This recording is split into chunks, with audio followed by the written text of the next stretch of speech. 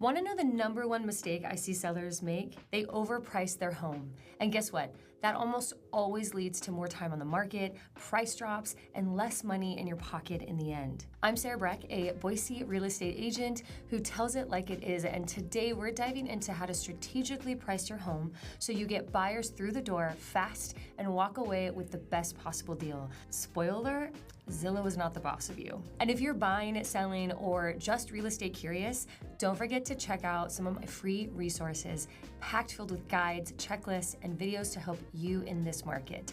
Check out all the links in the description. Okay, so why pricing it right from the start matters. Let's be real, pricing your home is part art, part science, and part common sense. But here's what I want you to remember. Homes priced right from the start actually sell for more. Why? Because the first few weeks on the market are pure gold. That's when your home gets the most attention, most clicks, most showings, and the best buyers. If you price it too high, it sits, and suddenly buyers wonder what's wrong with it.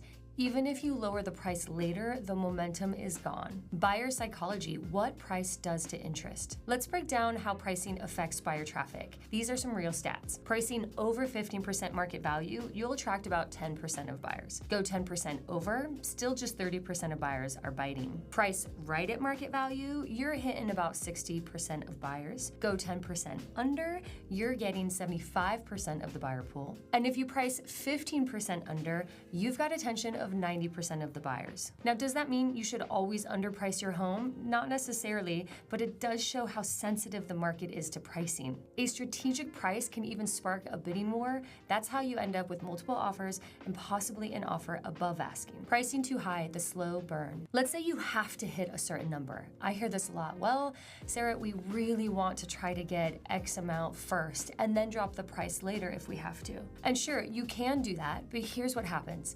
You get fewer showings, it lingers on the market, buyers start to wonder what's wrong with it. And when you do drop the price, it looks desperate. Plus, if it sits too long and finally sells, the final number is often lower than what it would have been if it was priced fairly to begin with.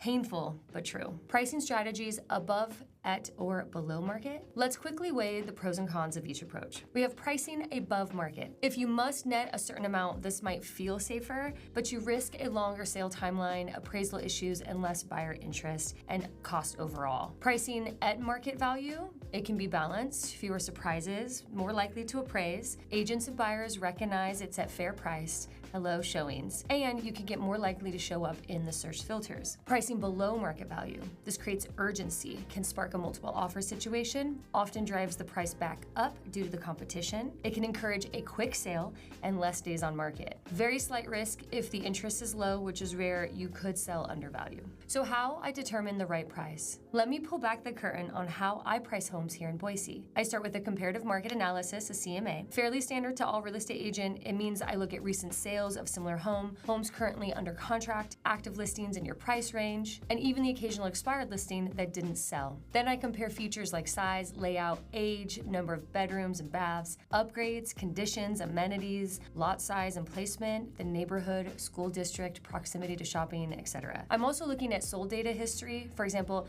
maybe the home sold high, but there was $20K in seller concessions at closing. Here's the kicker. Idaho is a non-disclosure state. That means sites like Zillow and Redfin don't have access to full sale data.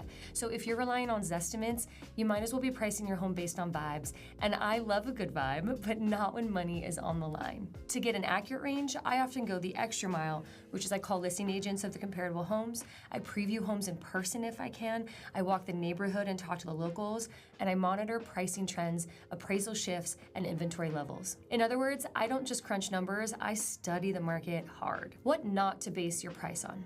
Let's clear up two of the biggest pricing myths that I see trip sellers up all the time. Myth number one, the tax assessed value is what my home is worth. Nope, not even close. That number is used only for tax purposes, and it's often way off from what your home could actually sell for. In fact, in many cases, the assessed value hasn't been updated in years, or it's based on an algorithm that doesn't take into account any upgrades, repairs, or even current market demand. So unless you want to sell your home based on outdated government math, don't use this as your benchmark. Myth number two, my neighbor's home sold for X amount, so mine should too. I get it, it feels logical, but But unless your home is identical in every way, same layout, condition, updates, lot, location within the neighborhood, and sold at exactly the same time in the market, it's not a direct comparison. Here's an example.